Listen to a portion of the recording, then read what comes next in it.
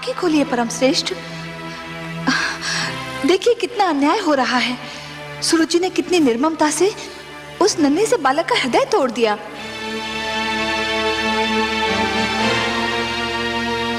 देख रहा हूं महादेवी। देख रहे हैं और फिर भी मौन है? यही तो उत्तानपाद भी कर रहा था। मैं तो देवलोक की हूं, मुझ में ये साधारण मानवीय भावनाएं नहीं होनी चाहिए थी, किंतु ध्रुव के साथ हो रहे दुर्व्यवहार को देखकर मेरा भी मन भर आया है। आपका मन इसलिए भर आया है देवी कि आप स्वरूप में नारी हैं और हर नारी में एक माता छिपी होती है। दया, करुणा और ममता नारी की विशेषताएं हैं। नारी तो सुरुचि भी है त्रिलोकीनाथ, किंतु विश्वास नहीं होता कि इतनी सुंदर नारी का मन इतना कठोर भी हो सकता है।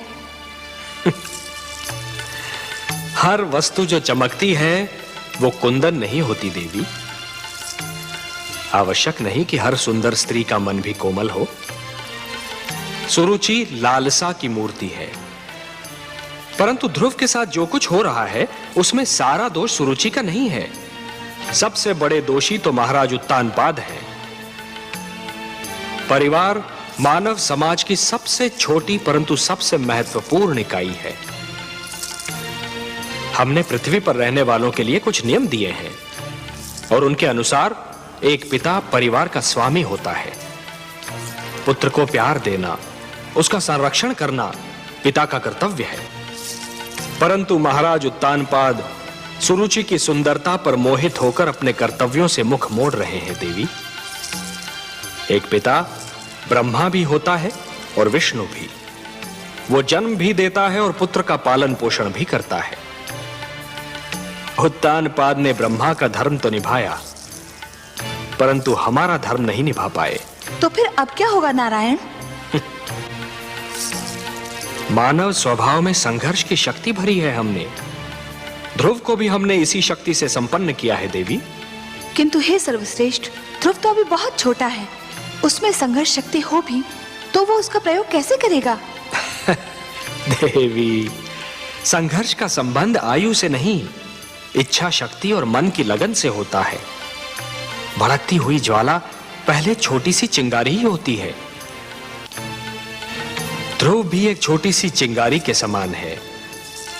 यदि उसे भड़कती ज्वाला बनना है तो उसे स्वयं की शक्ति को पहचानना होगा। आप स्वामी हैं, विश्वेश्वर हैं। आप जो कहते हैं उसका भेद भी केवल आप ही जानते हैं।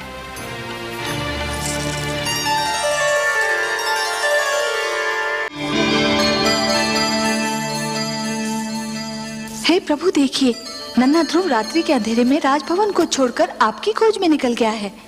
हाँ देवी, वो अपने मन की लगन को दबा नहीं पाया। परंतु हे सर्वव्यापी, वो तो क्षीर सागर का मार्ग भी नहीं जानता। देवी, एक यात्री के लिए सबसे कठिन क्षण वो होता है जब वो किसी अनजान यात्रा के उद्देश्य से मार्ग पर प्रथम पग धरता है। फिर तो मार्ग में सहस्त्रों घने पेड़ मिल जाते हैं जो उसके पैरों तले शीतल छांव बिछाने को तैयार रहते हैं। फिर मार्गदर्शक भी मिल जाता है और मार्गदर्शक तो गुरु होता है देवी। परंतु हे सर्वश्रेष्ठ, वो तो अभी एक बालक है। उसे इस यात्रा में कितना दुख झेलना पड़ेगा।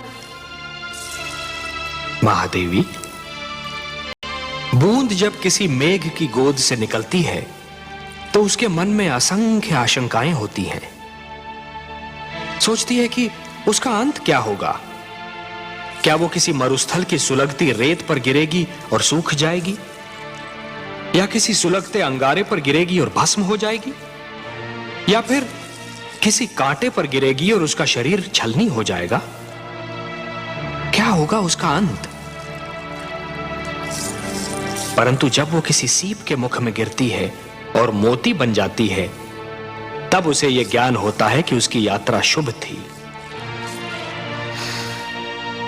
आपकी बातें आप ही जाने परमेश्वर, किंतु आज्ञा हो तो एक बात कहूं। आप तो हमारी अर्धांगिनी हैं। हमसे कुछ कहने के लिए आपको हमारी अनुमति और आज्ञा की आवश्यकता नहीं है देवी। कहिए, अवश्य कहिए। यदि ध्रुव पर राह में कोई संकट आया तो मैं चुप नहीं रहूंगी, मैं इस खेल में कूद पड़ूंगी और आप मुझे रोकिएगा मत। नहीं रोकेंगे, परंतु एक बात का ध्यान तो आपको भी रखना होगा देवी। कौन सी बात? कि नियमों को बनाने वाले स्वयं उनको तोड़ा नहीं करते। मैं समझी नहीं त्रिलोकीनाथ।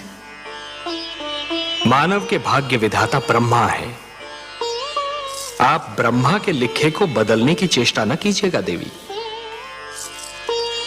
ध्रुव हमको ढूंढता हुआ आ रहा है और इस राह में उस पर वही बीतेगी जो ब्रह्मा ने उसके भाग्य में लिख दी है।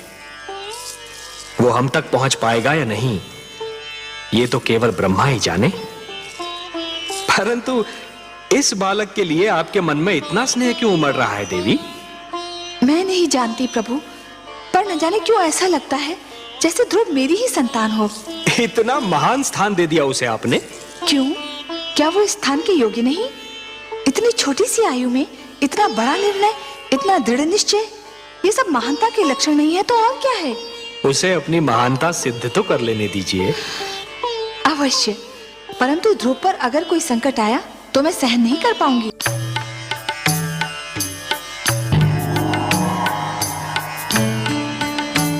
आइए महादेवी, आइए।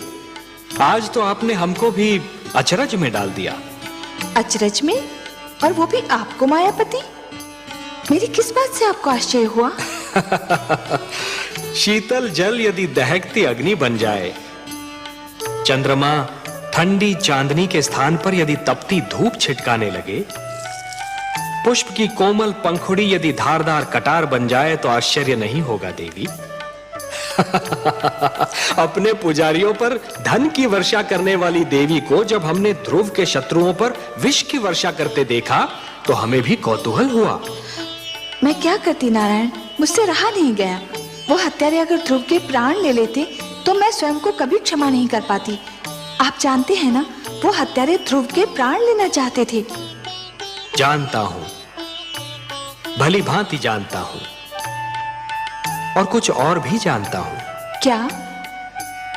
यही कि हो सकता है कि विधाता ने ध्रुव के भाग्य में यूं मरना लिखा ही न हो। उसके भाग्य में यह लिखा हो कि आप उसके प्राणों की रक्षा करेंगी और अपने ममतामयी हाथों से उसे थपकियां देकर सुलाने लिखा है। मैं नहीं जानती, लेकिन उस बालक को देखकर मेरे मन में ममता का सागर उमड़ने लगता है। नारायण, वो कितनी लगन से आपको ढूंढ रहा है। आप स्वयं जाकर उसे अपने दर्शन क्यों नहीं देते? हम विधाता के कार्यों में हस्तक्षेप नहीं कर सकते देवी। विधाता के कार्यों में हस्तक्षेप नहीं कर सकते। ध्रुव को वो सब मिलेगा जो उसके भाग्य में लिखा है।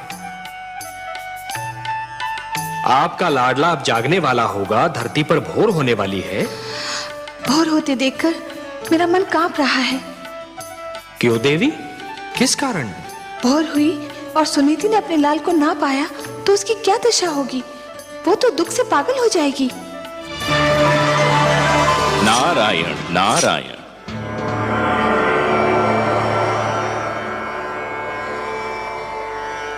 आज बहुत प्रसन्न दिखाई दे रहे हैं देवर्षि। प्रसन्न क्यों न हूं सर्वेश्वर। धरती पर जब कोई अनुपम घटना घटती है तो मन इस प्रकार से खिल उठता है मानो बसंत बयार बहने से मधुबन। और आज तो मैंने वो दृश्य देखा जिसे देखकर मैं आनंद विभोर हो उठा। मुझे ज्ञात नहीं था कि कभी कभी किसी के कड़वे वचन भी कानों में अमृत रस घोल दिया करते हैं। तो अपनी प्रसन्नता हमसे नहीं बांटेंगे देवर्षि? आपसे क्या छिपा सकता हूं, आप तो विश्वव्यापी हैं। परंतु विश्वास कीजिए, आज महाराज मनु ने अपने पुत्र को ऐसी खरी खरी सुनाई कि मेरा मन तो झूम उठा। उत्तानपाद पर सुरुचि की मोह माया का जो रंग चढ़ा हुआ था वो तो ऐसे उतर गया जैसे बरखा की बौछार पड़ने से वृक्ष पे जमी धूल उतर जाती है।